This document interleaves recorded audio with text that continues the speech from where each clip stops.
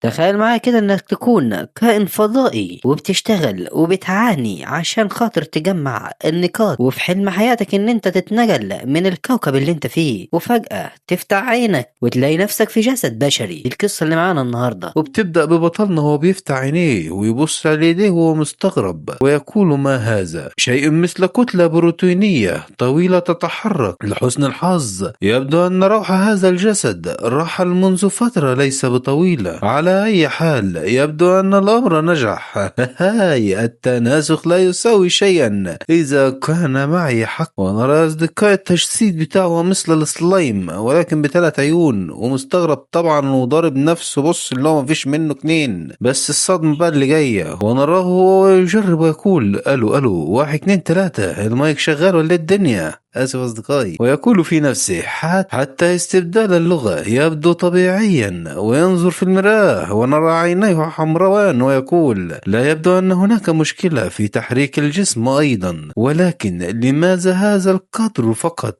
وفقا للخطة كان ينبغي لي أن أرث الذكريات بشكل مثالي، ولكن هناك شوشرة على تلك الذكريات. حتى الوالدين لن يلاحظوا أن روحي تغيرت، لكن لماذا؟ لا أستطيع أن أتذكر أي شيء عن هذا الجسد. الذكريات متناثرة مثل قطع متناثرة. ونراه يصرخ ببطنه ويقول: ما هذا الألم في بطني؟ ويقول اللعنة: هل حدث شيء سيء هذه المرة أيضا؟ هذه المرة مرة أخرى. ونراه مغمى عليه ويقول اللعنة: هذا الجسد. ونرى إذا كان ذلك الجسد مات أصلا من الجوع. يقول بطلنا: لقد وضعت بعض الشروط قبل تفعيل السحر. القاعدة الأولى: التناسك على شكل شخصية المخلوق الذي يتمتع بأعلى قوة سحرية على الكوكب. إذا تم استيفاء الشرط فمن الطبيعي أن يتمتع بأعلى قدر من الذكاء، ولكن ما تجاهلته هو لم أضع حالة الجسد في الحسبان أبدا. أعتقد أن الأمر لا يكون مهما حتى لو كان الجسم عبارة عن كائن حي أحاد الخلية، لكن هذا كثير جدا. ويقول في نفسه وهو متألم من وجع بطنه: أشعر وكأن أحدهم سكب حمضا في معدتي. السحر لا يعمل بعد التناسخ مباشرة.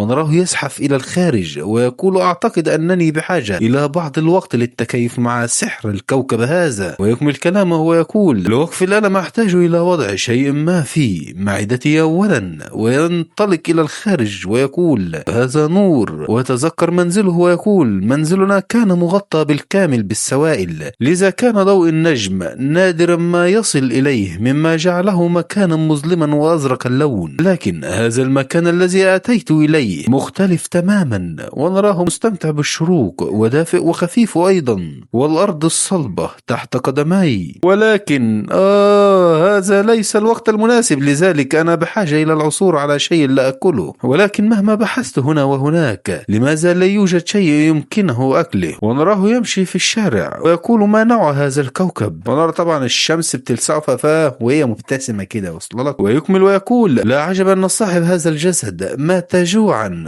كل شيء أصبح رماديا الآن. بهذا المعدل سأموت من الجوع مرة أخرى. ويزحف على الأرض ينظر بعينيه بجانبه ويقول: هل هي حشرة؟ لكنها صغيرة جدا. اوعك تقول لي انت عايز تاكل الصرصار، عادي محمد هنيدي عاملها قبلك. كده كده انت صين اصلا ولا كوري، كده كده بتاكلوه. نكمل يا اصدقائي. هذا ليس الوقت المناسب لاكون انتقائيا. ويفتح حنكه وايه ذنب الصرصور اللي انت تاكله اصلا، ويقول: شكرا على الوجبة. ولكن يمر طفلا من امامه ويقول بطلنا: انه بشري. ولكن البشرية طبعا بياكل اكل البشر عادي. ويقول بطلنا في نفسه: رضيع؟ لا، هل هو اشبه بطفل صغير؟ هل هذا هو المصطلح لهذا الشخص؟ ولكن ما هذا الذي في فمه؟ من الواضح أنه طعام. ويرمي الصرصور للخلف، طبعا يرمي الصرصور وراه كده لقى بقى حاجة أكبر بقى أحسن. ولعابه يسور ويقول: ويبدو أن مذاقه سيكون جيدا جدا. هل يجب علي سرقته أم لا في معضل العمر؟ وينظر إلى ذلك الطفل بنظرة شاحبة ويتقدم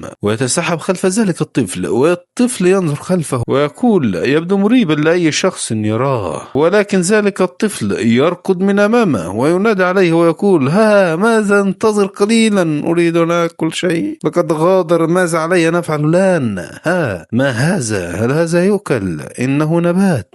مكتوب طبعا عليه الاستخدام الزخرفي، يعني اللي هو للزينة وكده يعني. ويقول بطلنا: لا يبدو صالحا للأكل، ولكن هذا أفضل من سرقة طعام من شخص آخر. هذا العشب لذيذ، عشب لذيذ جدا، عشب اضرب حد فاهم حاجة. وقبل ما يأكل أيضا ينظر بجانبه ويقول هذا صوت الصراخ الطفل، أريد أن أتحقق من سبب صراخه المفاجئ. ونرى الطفل وهو مرعوب ويصرخ، ونرى أمامه وحش ضخم على هيئة ديك ولكن ملفوف على رقبته سلك الكهرباء، ويفتح فمه ويهجم على الطفل ويمسكه من الشنطة ويرفعه إلى الأعلى، ولكن الطفل يقع أمامه. ونرى ذلك الديك وهو يهجم، ولكن تلك الهجمة تأتي في السيارة، والطفل يركض أمامه ويقول انقذوني. ويقول بطلنا إنه طائر لكنها بحجم منزل، مجرد المشي في الشارع والاصطدام نحو شيء مثل هذا. ما هو هذا الكوكب؟ إنه كوكب بائس حقا. ونراه يقف وقفة استغراب ويقول انتظر قليلا، ربما يكون هذا جيدا بالفعل. من المؤكد أن هذا الجسم لديه ذكريات عنه، أنا أقدر على أكل الطيور. ويأتي بخلفه شعار كنكاكي، طبعا هياكل كنكاكي يا أصدقائي عادي. ويقول بطلنا بفرح أخيرا حيوان بري يستحق أن يكون فريسة، وباعتبار الساحر الأكبر الأقوى أستطيع قتل هذا الوحش بسعال واحد فقط، بمجرد أن نتكيف مع السحر هنا. لا يكون غزو هذا الكوكب الصغير مشكلة على الإطلاق. ويفكر قليلا ويقول هذا قوة سحرية تتدفق حوله طبعا، ويقول قوية وبشكل غريب. هذا الشعور يجري من خلال كل خلايا جسدي، هذا هو سحر الأرض. ولكن هناك الكثير جدا. إذا كانت الكواكب الأخرى مثل الدلو الصغير، هنا الأمر أشبه بالغوص في حوض سباحة. ونراه مبسوط ومنشكح من كمية الانبساط اللي هو فيه. ويقول انطباع الأول الذي تركه كائن فضائي عن الأرض، هذا تم صنعه على الأرض. يا إلهي، كيف يمكن لمثل هذا الأرض الذهبية أن توجد من الأساس؟ إنها الجائزة الكبرى. وطبعا مبسوط منشكح من اللي هو وصله. ويكمل مع هذا القدر الهائل من السحر لا يوجد شيء لا أستطيع فعله الآن. ونرى الطفل وينادي عليه سيدي أنقذني رجوك ساعدني. ونرى بطلنا وهو يقول له يا بني لماذا طلبت المساعدة من هذا الكائن الفضائي؟ يقول بنبرة شريرة يا بني لماذا طلبت المساعدة من هذا الكائن؟ حسنا سأساعدك يا صغيري ولكن بشرط أعطني ما في يديك. والطفل مستغرب وواقف ويقول ماذا؟ وطبعا الوحش خلفه والطفل مرعوب ويقول سأعطيك إياها، ساعدني فقط من فضلك أنقذني. ويقول له بطلنا اركض واعط ظهرك للمفترس وملكش دعوه بالباقي، انا هخلص كل شيء ما تقلقش يعني ايه، يلا سكفة الموت. ويقول بطلنا ابقى في الخلف الآن بصفتي رئيس لقسم السحر الأول المسؤول عن الدفاع عن الكوكب. ويحضر الطاقة في يديه ويقول يمكنني فصل العظام عن اللحم بإشارة واحدة فقط. ونراه يقول ضربة البعبع ومستغرب ما هذا؟ هل أنا متوتر بسبب هذه البيئة الجديدة؟ ايه ده؟ لا استطيع ان اصدق انني سامر بهذا. دعنا نحاول نستخدم تعويذة الانفجار. طلعت عباس برضو في لا تعمل. ويقول في نفسه مرة اخرى انها لا تعمل، لذا دعنا نحاول استخدم سحر. لا تعمل برضو. ماذا عن استدعاء الظل؟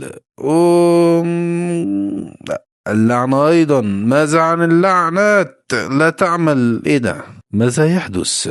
سحري لا يعمل. طبعا هو خد خازوق كبير، يا ترى بقى هو هيعمل ايه طبعا مع الوحش اللي قدامه ده؟ كل ده نعرفه في الحلقات اللي جايه ان شاء الله. ما تنساش تصلي على النبي اهم حاجه، وسلام.